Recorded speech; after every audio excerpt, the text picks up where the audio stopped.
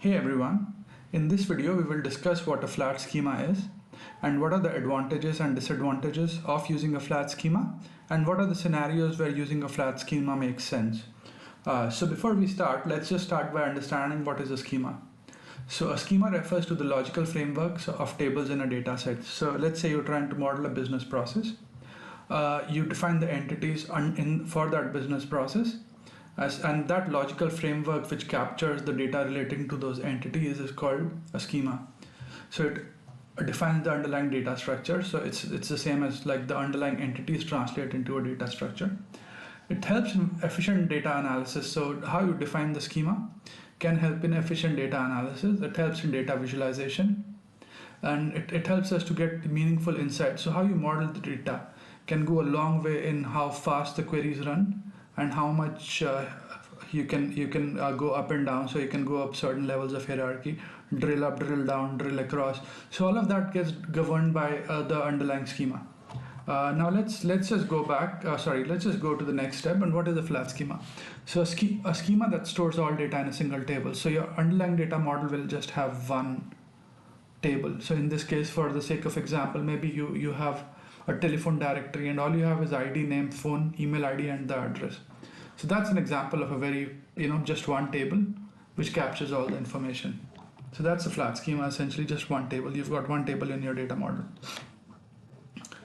Flat schema in Power BI. So it's the same. It's just one table in Power BI. And what are the advantages? So it's a fairly simple model. It's just one table. You don't have to put effort into defining the relationships and maybe breaking up the model further, so snowflaking the model. So it's a very, very simple one, and it's easy to understand. So anyone who comes along is just one table, and it's easy to maintain for smaller schemas. So you have like a very simple business process and very small schema. So in this case, it's just a telephone directory. It's very easy to maintain. You don't have to put in a lot of effort. You've just got this one. You don't have to, the ETL is fairly simple just because the underlying business process is simple. Now, let's go on. And what are the disadvantages? So you could have redundant data. So let's say John Doe in this case, he lives at 2 addresses. So you could have data 1, 2, and then you have to add another row for John Doe with his second address. So then you can see that his name, phone number, and email are replicated. So it starts creating redundancy. So if somebody has 3 addresses or somebody's got 5 phones, then you can see how the number of rows will start increasing. So that will lead to redundancy and in turn also increase the storage requirement. It can also lead to data inconsistency. So let's say for John Doe, maybe he changes his email ID, and when we go and update, we just update one row, not all the rows.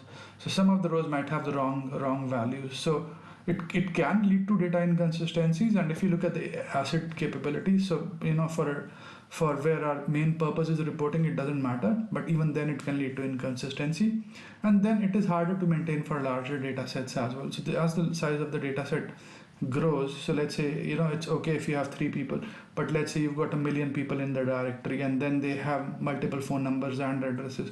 Your data set can really become very large and it becomes very hard to maintain and manage it.